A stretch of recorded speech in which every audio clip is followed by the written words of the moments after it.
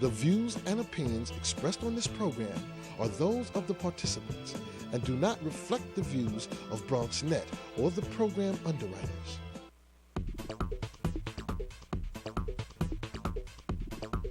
BronxNet. Your voice, your views, your vision. Hello and welcome to Open, the one and only show that opens the Bronx and the rest of the world right to you. I'm your host, Veronica Griti, and today we'll update you on what's happening in and around our community. Coming up on today's show, political analyst Mark Meyerowitz recaps the latest news in the political world. Then we'll find out what there is to discover at the New York Botanical Garden. We'll also tell you about a pop-up exhibition in Harlem that you won't want to miss. Then find out about Casita Maria's two-part performance solo project that takes place on both the street and in the theater.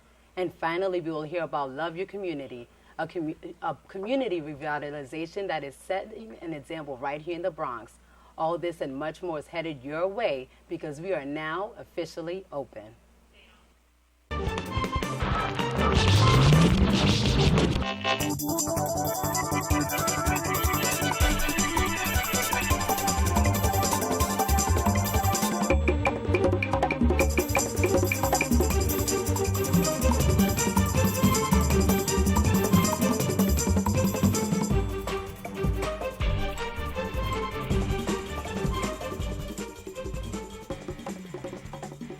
Hello everyone, I'm your host Veronica Griti, and today is Wednesday, May 21st. And of course you are watching Open, the only live and interactive program that brings the Bronx and New York City straight to your homes. We want to encourage you to stay connected to us. You can find us on Twitter at BronxNet TV and Facebook at Open BronxNet Television. Our first guest is no stranger to Open, and he's here to break down the latest stories from around the world. We welcome political analyst and SUNY Maritime professor, Mark Meyerowitz. Welcome. Hi, Veronica. How's everything? Excellent. I'm so happy to have you here today. It's a pleasure. All right, let's get started because we have a lot to cover. You bet. All right, starting off in Nigeria. I mean, this terrible news, the girls are still missing.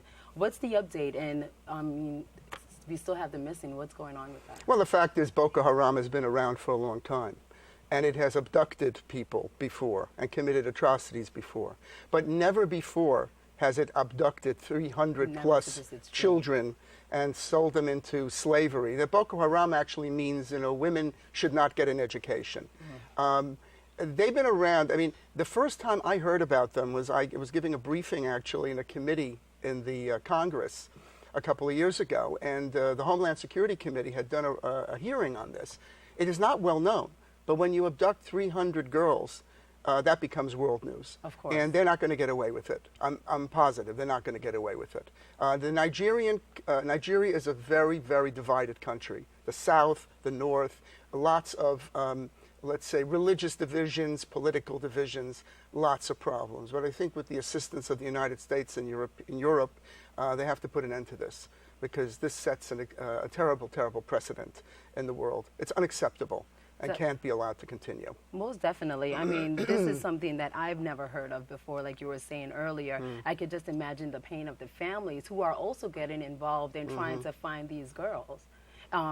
U.S., Britain, Canada, France, and China have definitely gotten involved. But do you think the Nigerian government is doing enough? Nigerian government is incapable of handling this problem on its own. It hasn't been. And as I said, Boko Haram has been around doing this sort of thing for many years in the past.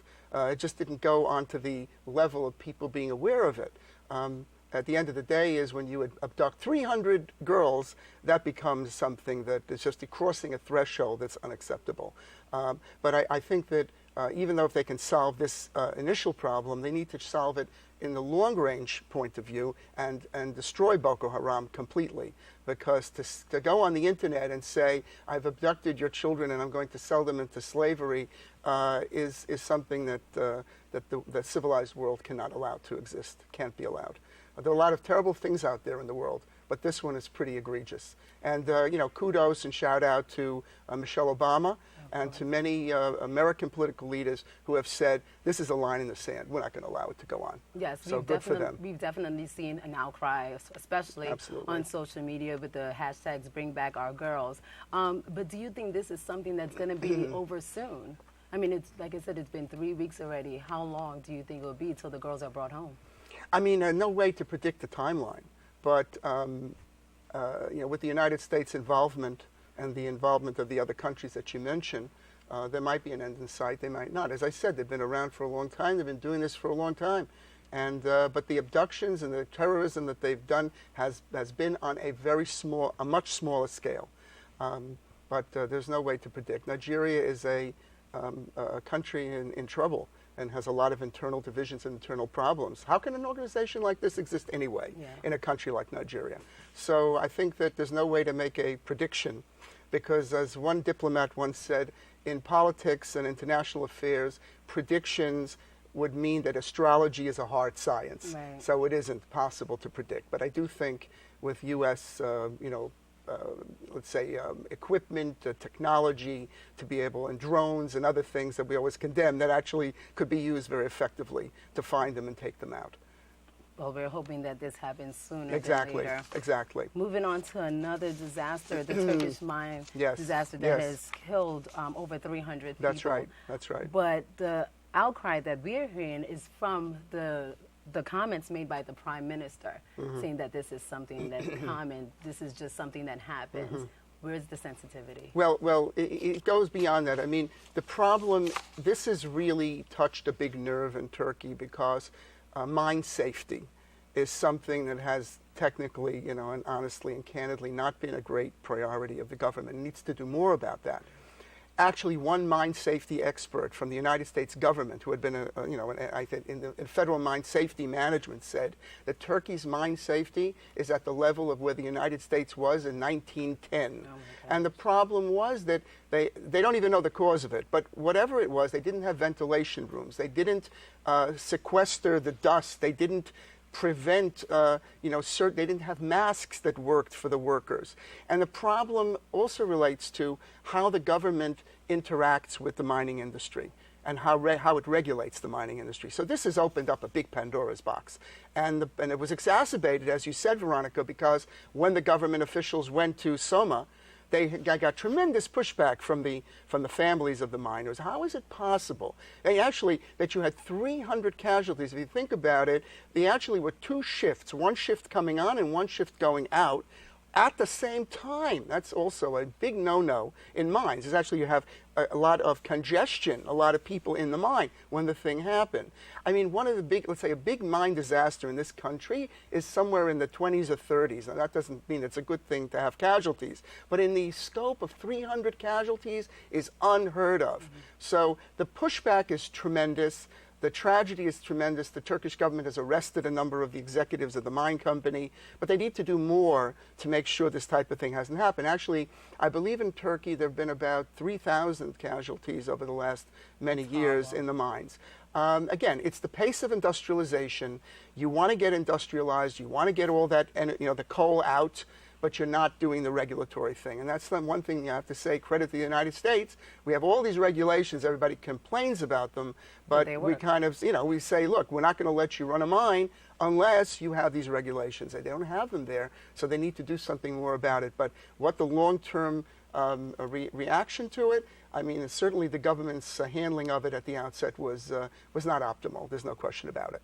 Well, talking about regulations, we definitely seen a big one that has been broken with China hacking the U.S. companies. Yes. Tell us a little bit more about that. Well, the Attorney General, the Justice Department has indicted, I think, 5 high-level officials for being involved in an organized hacking operation against a number of big companies like Westinghouse, some solar power companies, and even the Steelworkers Union, which I thought was pretty interesting. Who would want to hack a union? But the thing, what's really behind it is that China, which is already somewhat notorious for knockoffs and stealing patents and stealing trademarks, is now trying to hack in and steal technology, like how to make strong steel, how to make effective solar power. They're not very good at all this. They're only good at stealing it. And that's why I say shout out to the U.S. government, because the U.S. government is the one part of this world, whether it's Boko Haram in Nigeria, whether it's a mine disaster, the U.S. has offered help on that. Whatever it is, the U.S. is up there saying, we're making a line here. We're making a wall. You can't do that. You can't cyber hack and cyber war. The other thing is that today, everything is on the internet, right? I mean, Everything. pay a bill, you name it. Everything is on the internet. Well, should we be worried? I mean, the 5 people have been captured. Should we be worried that this is going to continue happening? Well, I don't think it would be good to lose sleep and worry constantly, Veronica. I think that would be advisable. Don't do that. I think the government's on it. The government is, has set up cyber warfare in our clandestine service. In other words, I mean, it's out there. But the Chinese are formidable foes. They have found or tried to find a vulnerability in modern American technology. Yes. And that vulnerability is hacking. And look, we saw Snowden, the Snowden case. Look, this guy was able to come in and he got, I mean, the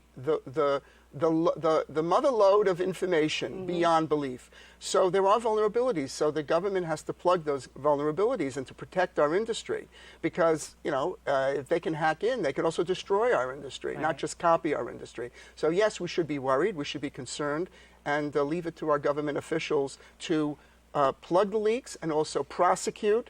I mean, again, we're not going to be able to prosecute and bring these Chinese officials to justice, but we certainly can do something about the Chinese assets and Chinese businesses around the world. Well, Mark, I'd like to end our segment on a good note. Yes. We're celebrating the 16th anniversary of Brown versus the Board of Education, and also the 50th anniversary of the Civil Rights Act of 1964. But these are very momentous occurrences. It shows, again, it seems to me that, although the United States in American history has made, Americans have made mistakes in racial policy, legislation, and racial relations, that there was an effort. And can you imagine, it was Lyndon B. Johnson, of all people, that put this Civil Rights Act as his legacy.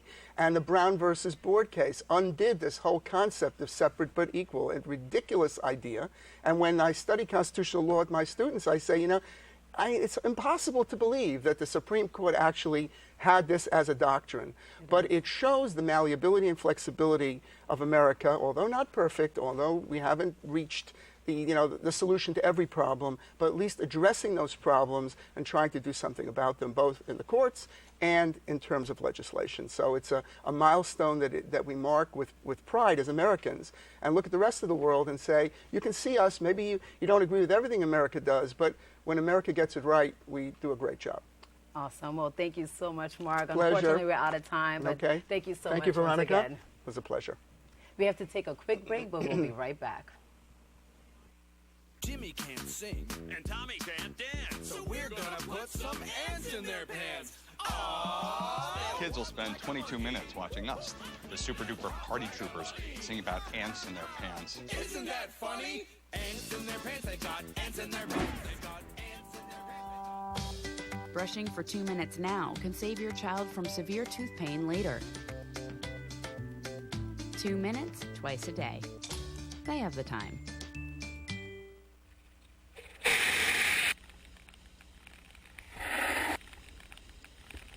So you heard of the Chewbacca fish? Yeah. Chupa who? Well, you heard of the Chewbacca fish, haven't you? Yes, I did. Okay. And just so the people at home know, describe it real quick for us. Describe what? A fish that flies out of the water almost like a rocket. It goes like 12 feet in the air. And then what happens is it comes back down before it hits the water. It like flies into people's neck and like starts biting you in the neck and in the face. Well, I'll tell you one thing. If it's out there, I'm going to catch it on camera, because I've been out here with my camera for years. You know how the Chewbacca fish works? What happens is it shoots, it like rockets out of the water like 5 feet in the air.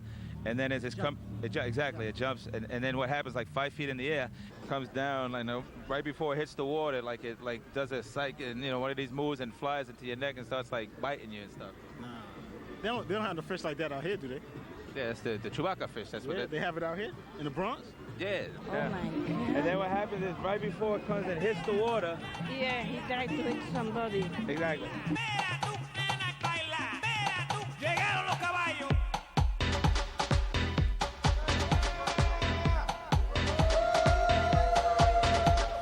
¡Huépame! Mira, yo te vi con ese teléfono. ¡Suelta el teléfono!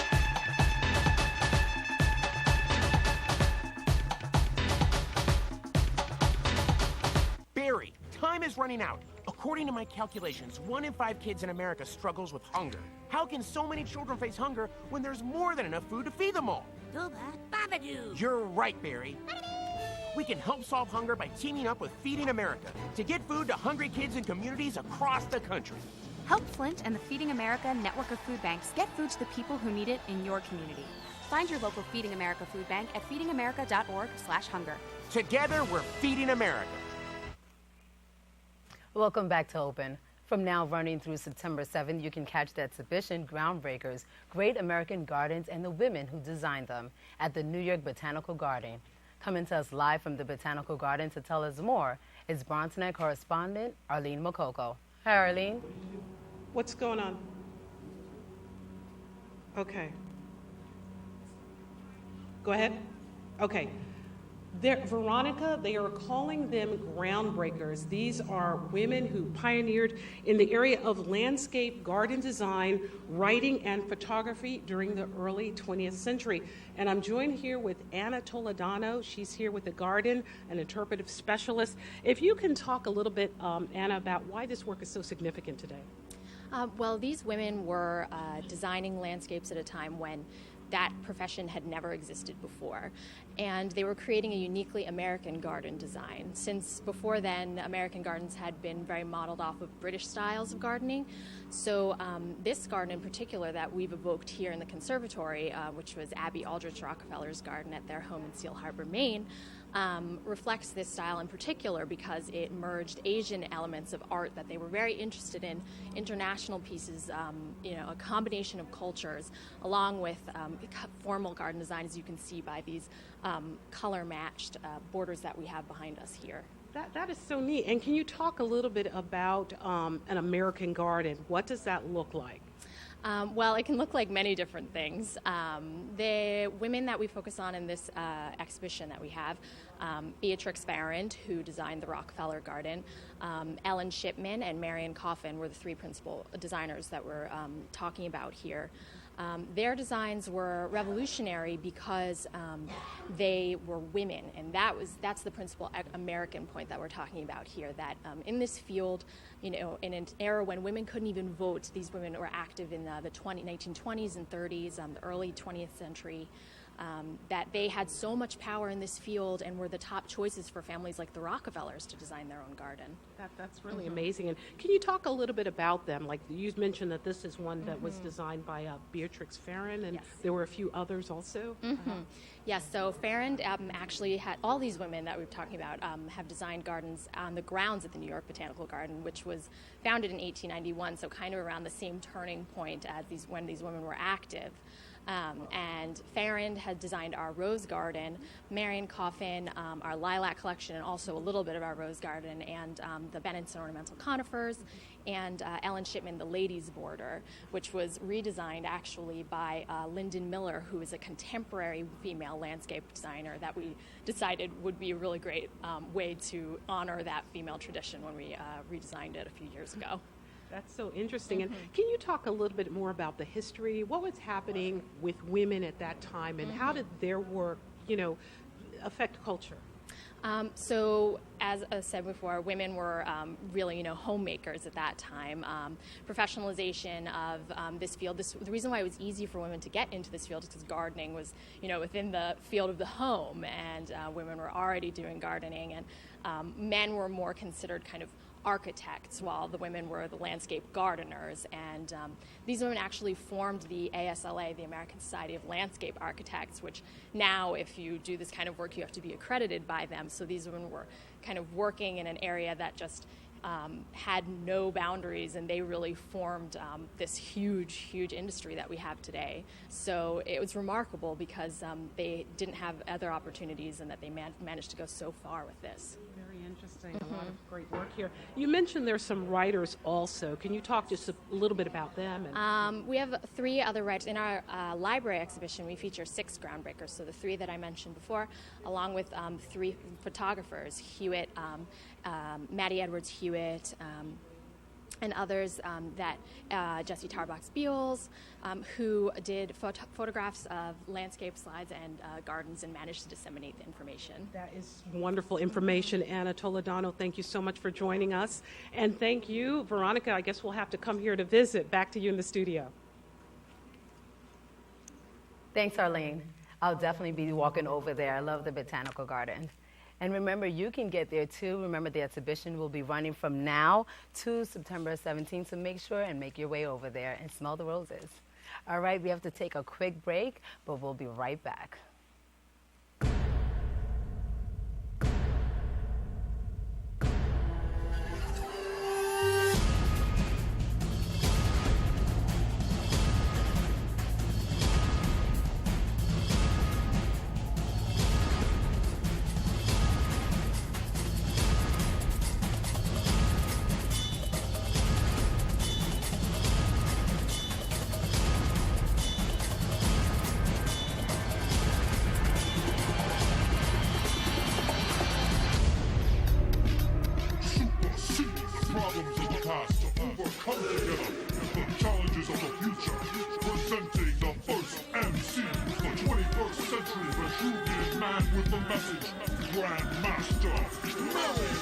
You got to learn your body, pace yourself, and have fun. So let's go have fun. Let's go do it. The tricky thing about shoulders, your shoulders is a three-tier muscle. You have your front delt, you have your rear delt, and you have your mid delt. So when you're working out your shoulders properly, you have to do 3 different exercises.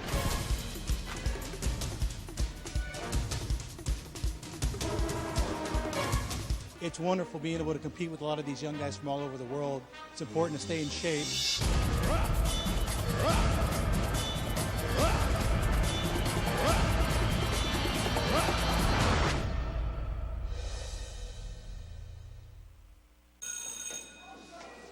Don't look at me. Your hair's a bit frizzy today. Oh, you should pick that up. Oh, you're such a dork. Loser. Here, let me help you with that. Oops. Every day, kids witness bullying. Oh, look. Your crush is looking at you. Poor you. They want to help, but don't know how. See, no one here's gonna help you, because no one Teach your likes you. kids how to be more than a bystander. Visit stopbullying.gov.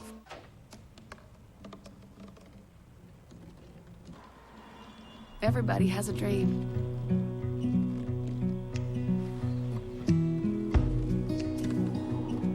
Mine was to see the ocean.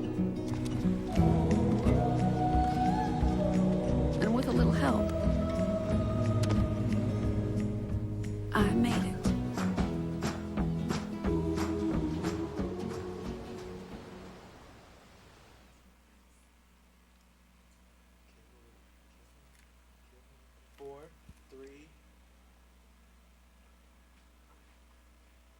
Welcome back to Open. I'm your host, Veronica Guiti. The Caribbean Cultural Center African Diaspora Institute will host a series of program events, beginning with a free hard hats pop-up exhibition open to the public for the first time at the 1885 Historical Landmark Firehouse. Here to tell us more is the president and founder of the Caribbean Cultural Center African Diaspora Institute, Dr. Marta Moreno Vega. Welcome to the show. Thank you. That's a lot to say. I'm glad I didn't mess it up. Oh, you did good. You did good. So tell us about the event that's happening, the Hard Hat pop-up exhibition. Well, the firehouse is a landmark firehouse, and it's been closed for 12 years. It's been it was decommissioned about 12 years ago, with other firehouses throughout the city. And Melissa Mark Viverito, who's now the Speaker of the New York City Council, was instrumental in decommission and having these decommissioned firehouses turned into cultural centers. Wow. And we were fortunate in submitting an RFP and being selected to develop the Caribbean Cultural Center in the firehouse. I think that's very creative. I mean, who would think that the firehouse can now be an art gallery? Yeah, it's just a beautiful place. It'll be a center which will have workshops, exhibitions, it'll have conferences. It will have an arts academy where young people will be learning new technology, where artists will be developing virtual exhibitions, landmarking East Harlem, and also giving the idea that you can landmark any community through virtual exhibitions. That's beautiful. So talk a little bit more about the exhibition. When we come in, what are we going to be seeing? Well, what you're going to be seeing is an old firehouse that has not been renovated as yet, because we felt it was important for our community to see the beginning of the process. There hasn't even been a shovel put in yet.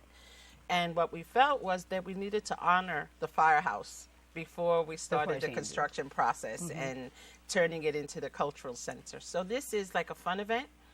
basically saying thank you, Firehouse, for being, and giving it honor and giving it recognition that it was built in 1885, and also announcing to the public the process that will happen in transforming the Firehouse into the state-of-the-art cultural center. Is the community going to be involved in that transformation?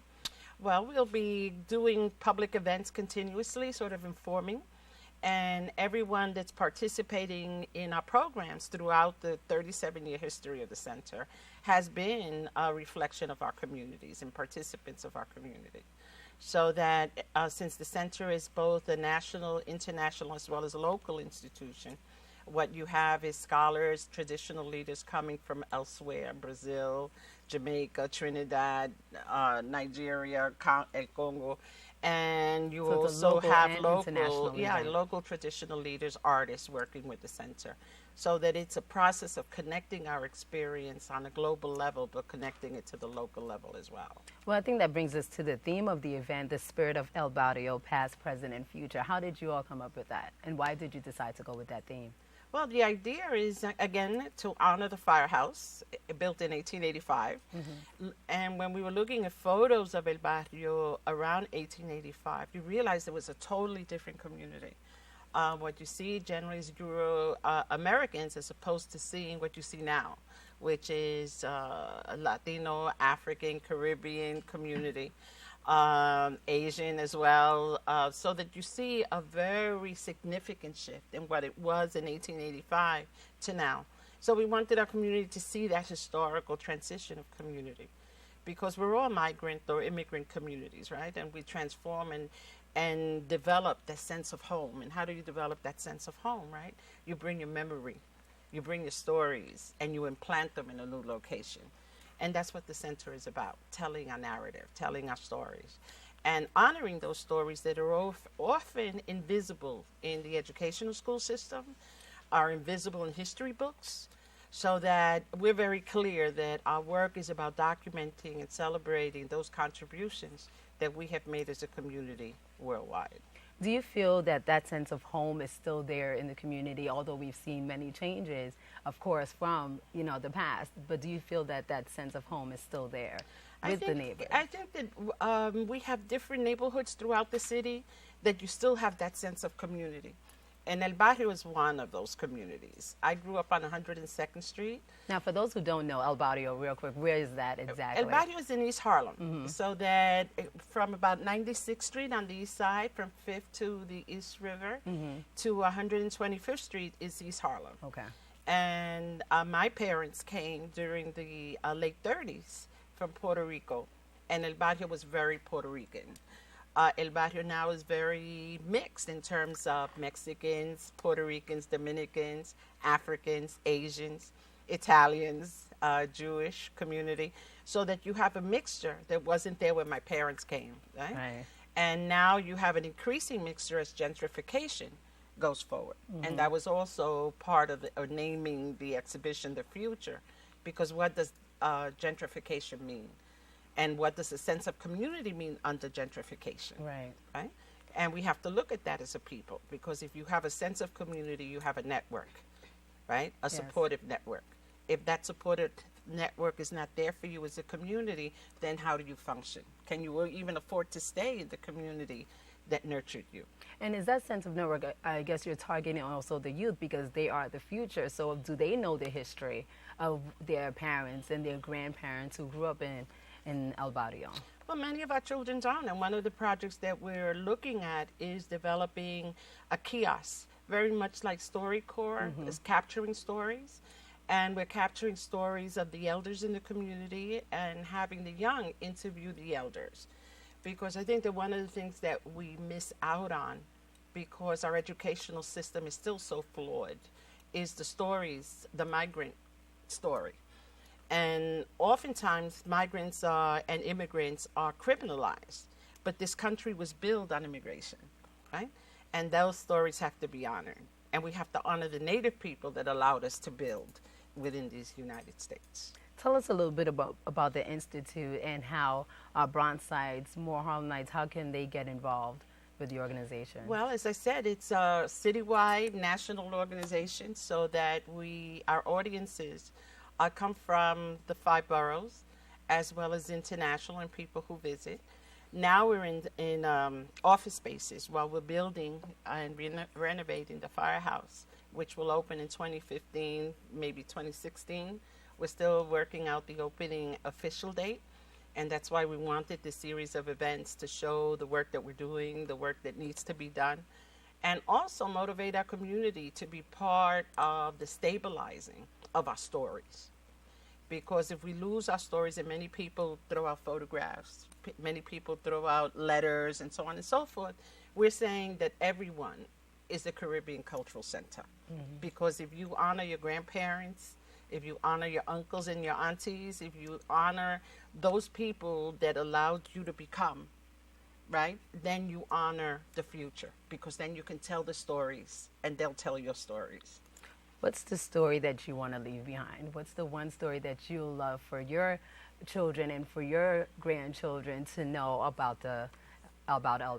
Well, I'm a parent and a grandparent, so I think that the important thing is to honor those that came before you. Because if you honor those that came before you, you will be honored going forward. And when you call the name of a person, whether they're spirit, and that's why the name Spirit in the name of the exhibition, that person lives. Because we live in physical form, but we live in spirit, and spirit is eternal. Well, thank you so much for sharing your story with us. And once again, before we leave, tell the folks at home where they can come and see the exhibition. Tomorrow at 120 East 125th Street, which is between Lexington and Park. The event starts at 11 o'clock, and the overwhelming response to the exhibition, we're doing a second section at 1:30 p.m. So there'll be a section at 11 to 12:30 and another section from 1:30 to 3. Excellent. Thank you so much, Martha. Thank you for the opportunity. Of course. Veronica. Thank you so much. We have to take a quick break, but coming up, we'll find out about a performance you won't want to miss. Hello, I'm Donja Lemon from Open 2.0 on BronxNet, the show by teens, for teens, and about teens. Catch us every Friday at 4:30 and anytime on the web by going to www.bronxnet.org.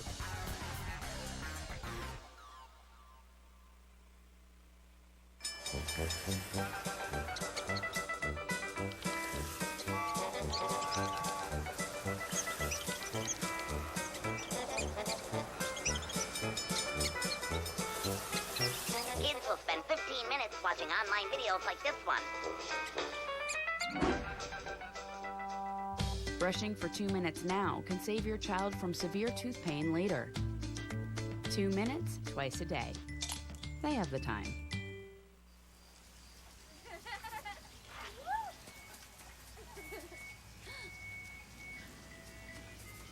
Mom, can we get some ice cream? Please, Mom, please. No, we're having dinner soon. Please.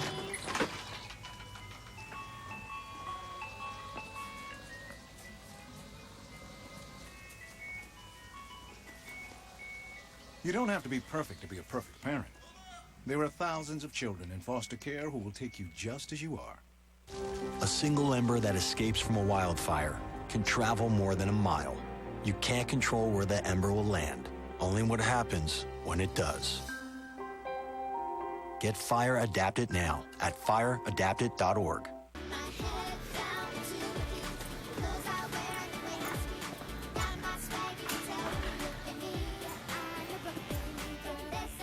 I love being in classrooms like this one and learning new things. But I'm a Brooklyn girl, and I know school can be hard. It's demanding, and we kids have many distractions, lots of other things we could be doing. Sometimes even your friends may tell you that school isn't cool, that it isn't the place to be. Don't listen to them. There's nothing more important than education. It's the key to everything else. It helps us understand our world and be better people, better friends, and better citizens. So stay in school, and don't let anyone tell you that you're not good enough or smart enough. Be a star, shine brighter than anyone else, and you'll make the grade. This has been a public service announcement of the Make the Grade Foundation. Go to makethegrade.org to learn more.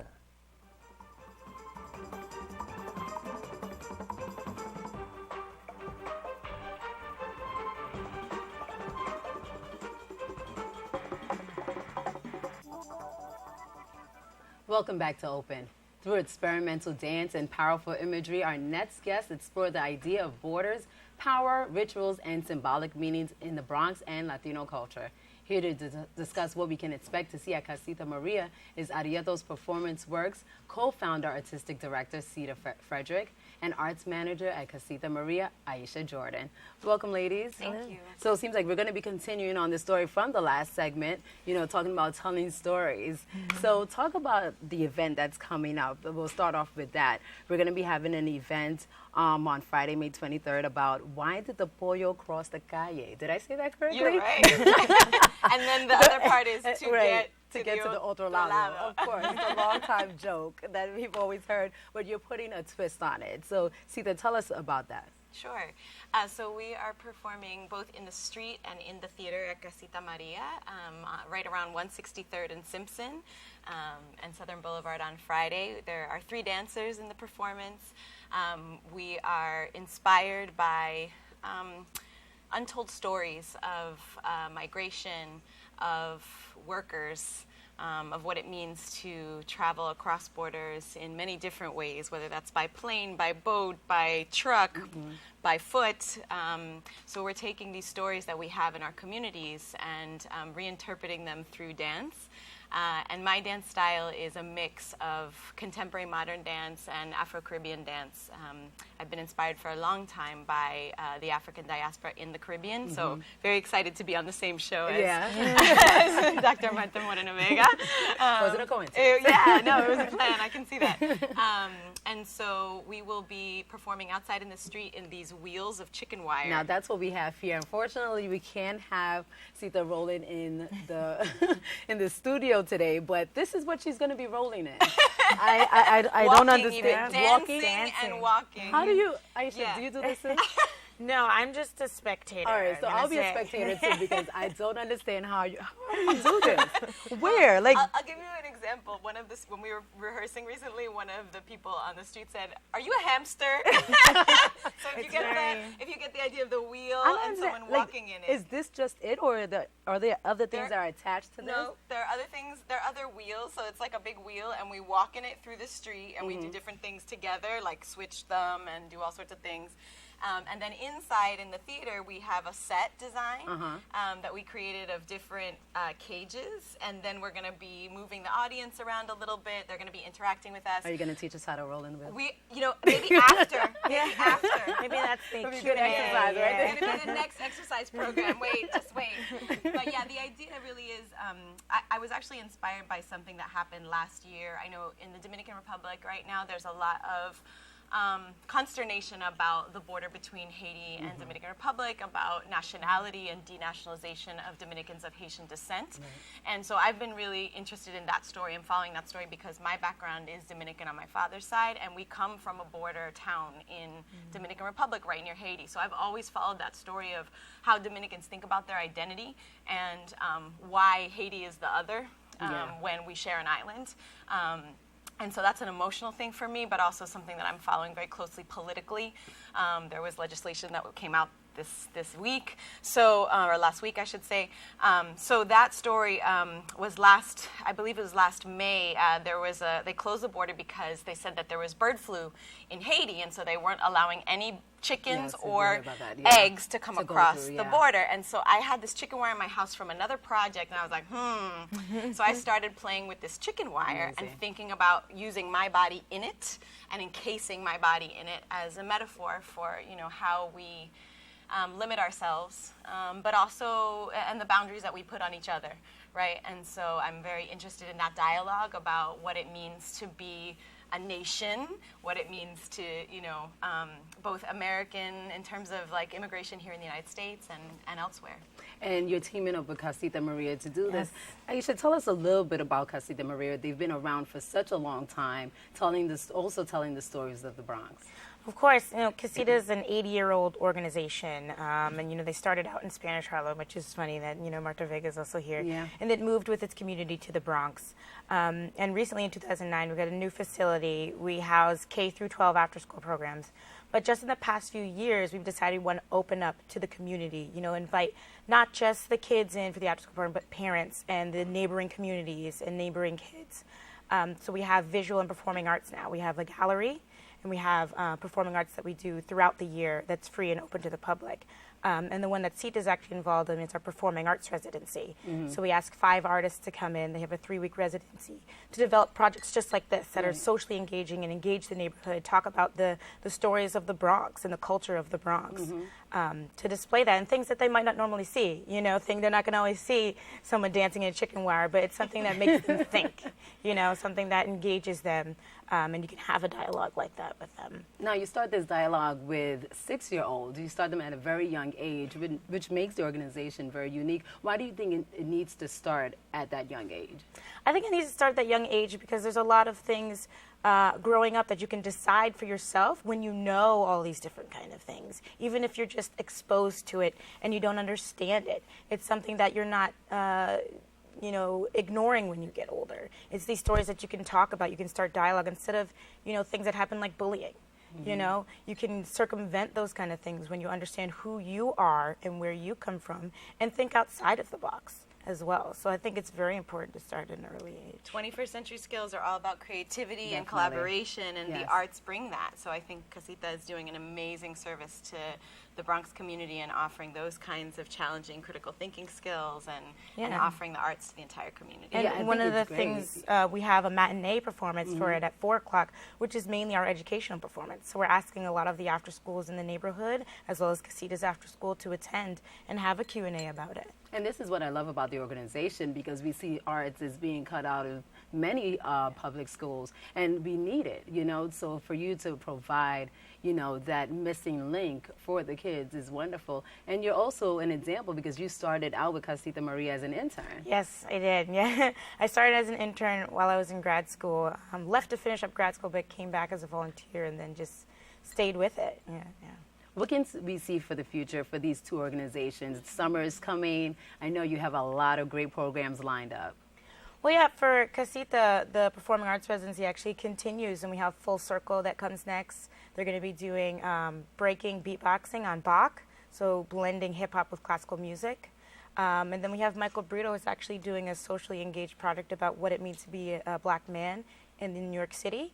So if anyone wants to actually participate in that, he's looking for videos. You answer these 3 questions, and it's all about what it means to be a black man in New York City. So. Well, where can Bronxites find out more information? Tell us once again where, why did the pollo cross the calle? I love saying that. To get to the otro lado. I'm going to say that just because I know how to say it in Spanish now. I'm going to keep on saying it. It's even better in Spanish. Spanglish, exactly. Tell us again where it's going to be happening and when. So it's this Friday, May 23rd at 4 p.m. for the matinee performance and 6:30 p.m. It will be starting outside of Casita Maria on Simpson Street, and then we'll be doing some things outside and then coming into the theater. And it's free and open to the public. Awesome. Is there a website, Twitter, Facebook? Yeah, you can look www.casitamaria.org. Excellent. Thank you so much, ladies. I am definitely looking forward to this. Thank you for joining us. Thank you. We have to take a quick break, but we'll be right back.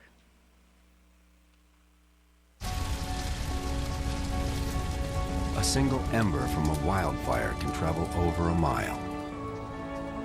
That ember can ignite and destroy your home or community. You can't control where that ember will land. Only what happens before it does. Visit fireadapted.org to learn how you can help protect your community from wildfires. Being a dad can be tough. No. What do you mean she's not coming? When's the fairy princess coming? Any minute now. But when you're willing to do anything, It is I, Cruz Zinkelpel. Okay, time for cake. it's always worth it. I know it's really you, Drew. I'm just pretending for the other kids. The smallest moments can have the biggest impact on a child's life. Take time to be a dad today. Call 877-4DAD-411 or visit fatherhood.gov. NFC, AFC, offensive linemen, defensive tackles, quarterbacks, and cornerbacks are all working with United Way for a million little reasons. The kids of our communities. To ensure their academic success all the way to graduation day. See, it takes about 12 years to create a graduate, but it takes the same time to create a dropout. And the difference between a kid becoming one or the other could be a professional athlete, or it could be you. Studies showed the earlier we get to kids, the better their chances. So become a United Way volunteer reader, tutor, or mentor, and make a difference in the life of a child, for the life of that child. Give. Advocate. Volunteer. Live united. Join your favorite NFL players. Take the pledge. Go to unitedway.org. You wouldn't let money just blow out of your house. So when your AC or heater is on, make sure the doors, windows, and fireplace flue are shut tight. If you're headed out, turn down the AC or lower the heat by 10 degrees. And always keep your water heater set at 120. A little bit of common sense goes a long way. Get more great tips at energysaver.gov.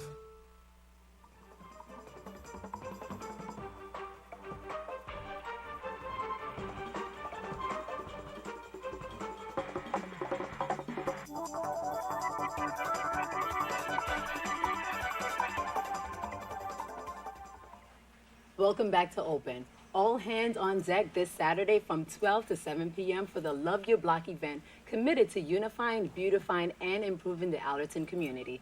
Here to tell us some more about what we can expect is Norma Lopez, the chairwoman of the Kruger-May Block Association, and Ralph Schweitzer, the chair of the Bronx Park East Community Association.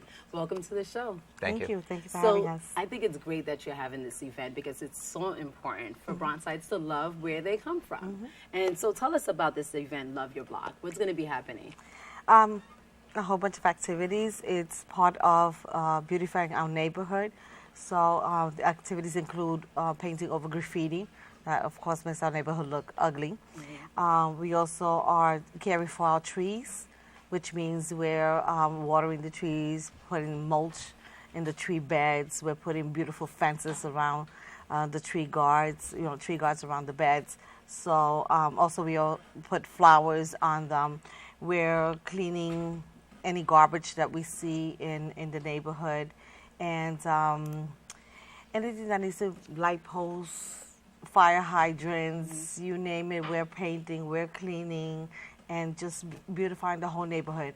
Now, are you looking for, you don't have to be a trained, skilled painter, right? You're looking for everyone to come out for volunteers. Yes, all hands on deck. Everyone to participate, everyone to be a part of it, and bringing everyone together so that everyone says, I was a part of, beautifying my neighborhood. I painted, I planted, I cared for the trees. So it's something that everyone will be a part of. Right. Yes. So I'll definitely, I don't have a green thumb, so I'd rather use a paintbrush. It's easy. It's easy. So why did you decide to have this event? Kruger-May's, for example, first started in 2013, July. And it actually started when I went to participate in the already in action Bronx Park East Community Association. And I went to volunteer in his activities, and through him and with him, then he told me, well, let's go to your neighborhood, to your block. And actually he helped develop me and my community. He's actually the spearhead of all these wonderful events that are going on in the neighborhood. And he gave me the idea, he helped me, he taught me, and now Kruger-May Block Association is now a sister of Bronx Park East Community Association. So Ralph, and it's spreading. Tell us a little bit more about what you've been doing with Bronx Park East Community Association. Well, always it is we, so I'm just the spokesperson. So Bronx Park East Community Association was started in 2012. And when you think about the Allerton community, the Pelham Parkway community, it's not a community, it's a city. If you think about a city block, it's a city because you have, say, 4 apartment buildings on each block. You have 150 units in each apartment building. You have 3 people in each unit. You have thousands of people on each block. So Bronx Park East Community Association, we aim to represent the people of Allerton, people of Pelham Parkway North. We do things such as housing advocacy, sanitation, parks, anything that goes into the aspects of people's daily lives. And So what we did, we want to do things that make people care about the neighborhood more, that physically improve the neighborhood, and also psychologically by people seeing other people out in the street, say, okay, painting lampposts, painting, building a tree guard, but also having block parties. You know, block parties is something that I never saw a block party in my neighborhood. I've been living in the neighborhood 20 plus years, never a block party. So what we do is we try to do positive activities that, one, bring people together, and two, get people to care more about their neighborhood. So over the starting April 1st of this year, we have what's called Spring to Life, Love Your Block 2014. It's a calendar of events such as block parties, such as the beautifications that are going on this Saturday. And we want to do things that are consistent, that people see every day. Oh, you know what? Maybe I shouldn't, be doing the negative activities that I'm doing, because I see all these positive things going around. So this Saturday, we're going to be, yes, painting over graffiti, building tree guards. We're going to be, what's the other thing we're doing? Caring for the trees, picking up the garbage. Caring for the tree, doing outreach, sharing petitions for a new wearing playground, all these things, and then everything will culminate in the yearly block party on Kruger and Mace, and that's just for the Kruger Mace area, which is pretty much a 4 or 5 square block area, but it has 2, 3, 4,000 people. I don't even know how many people, and we aim to do that all around the Allerton and Pelham Parkway community. This is a great volunteer opportunity. How are you getting the word out so that other people know that this is something that they can be a part of? Well, we have flyers. We post flyers all over the neighborhood. We also do email blast. We also have Facebook. We also have word of mouth. We walk around the neighborhood. We talk with the business owners. We talk with anyone that crosses our path, and we just, quickly tell them, don't forget on Saturday. And so there's a lot of, outreach that we do to let them know. And by looking at the pamphlet, I see there's many people, many organizations that are backing you, that are involved, such as Million Trees New York, Partnership for the Parks, Citizens Committee for New York City. And I also think that it's great that you give them a special certificate as well to make sure that they're acknowledged. Absolutely. Their work is work, and sometimes, when they go to college or even high school, they're required to do some community service. So we don't take that for granted, again. So the children get a certificate after they do at least 2 hours of community service, and they love it. Yeah. They love it. No, yeah, I know that because I did the same thing in high school, and it was, even though it's something after school or on a Saturday, to see that you're helping your community is a great feeling. And one of the most rewarding things, to me personally, is to get youth and teenagers involved. Such as last Saturday, we had only 2, but it's the first time we had 2 participants from Columbus High School's Collegiate Institute of Math and Science. And when you see, the people in society who, the adults usually say, oh, the kids these days, they're no good, they don't want to do anything. And when you see those kids take part in a volunteer beautification event for 8 hours, I'm not talking 2 hours, 3 hours, 8 hours. No pay, just volunteer. That's probably the most rewarding thing, and it just makes everything worth it. And they love it. They love it. They are so involved. Sometimes they'll call and say at what time, as if they're going to work. They actually call and say what time we're going to be there, and they stay there. We'll say, okay, you know what, it's okay, you've done enough for today. No, I'm having a great time. I want to stay. And they come from many organizations. They come from the Police Athletic League. They come from the community. Sometimes they'll just walk by. They have nowhere to go, I guess, because they just walk by and they stay there. Well, I don't have anything to do today. I'll help you guys out. And we get a lot of that. So that's definitely a positive thing. I mean, with Norma, we don't have to do any outreach. I mean, all she has to do is go in the store, and eventually the store is full. I don't know how it happened. I don't know. But it's a good thing. Well, you said about outreach, and one of the ways we do it is electronically, via email blast. We have over 1,100 people on our email listserv. Facebook. Of course, Facebook is huge. Social media. It's addictive, but it is very useful. And one of the things kids should know that intertwines with our graffiti efforts is you can tag on Facebook, but don't tag in our neighborhood. Maybe we could trademark that or something. But the electronic outreach, even text messages, people actually appreciate the text messages. Going to their phone, reminding them, because people, they forget, they have family lives. So a lot of outreach is electronic, and it saves trees. Now, when you talk about the graffiti, are you talking about, because you know the Bronx is known for some of its unique graffiti that it's had here, are you talking about is there like artistic graffiti that you say to keep up? Is there a difference with good graffiti and bad graffiti? Well, I think one of the primary issues with graffiti is permission. Do you have permission to be writing on that wall? So, and one of the things that Bronx Park East Community Association is doing is getting permission to do artwork. And some people may say, oh, who's to decide whether it's art or not? Fine, if you don't know whether it's art or not, that's okay, but we do have permission to do it. So we have partnered with store owners of properties that are frequently graffitied. You know, you paint a gate gray, you're going to be back there in 3 months. Okay, you paint it blue, maybe you'll be back there in 6 months, but you put a mural on there, you're not going to be back there. And that mural's going to stay, all you're going to have to do is retouch it. And so graffiti, to me, is about, one, permission, and two, I mean, is it a community effort? Is it one person doing it on their own? So I think people, when people say graffiti, it really shouldn't be that big of a stigma. So people really need to say, yes, there is graffiti art, and even some graffiti is art, but it all boils down to permission. And we need more programs of willing property owners, you know, who are willing to, you know, let teenagers and young adults actually experiment and do artwork outside. And some of the graffiti that was removed has been replaced by artists, volunteer artists, who are also want to, you know, promote their artwork and so forth. And so they've done some wonderful, wonderful art, you know, on painted graffiti. So we removed the graffiti that we think were not appropriate at the moment, and it has been replaced with artwork. Awesome. Well, great info to know. Please tell us your Facebook page so we can follow you.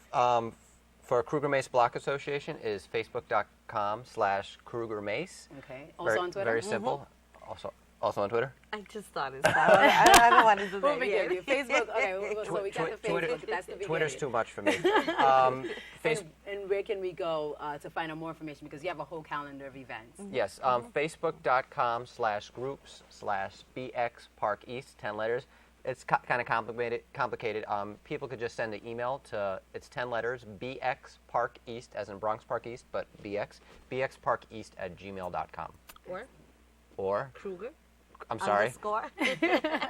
Kruger_Mace@yahoo.com. Wonderful.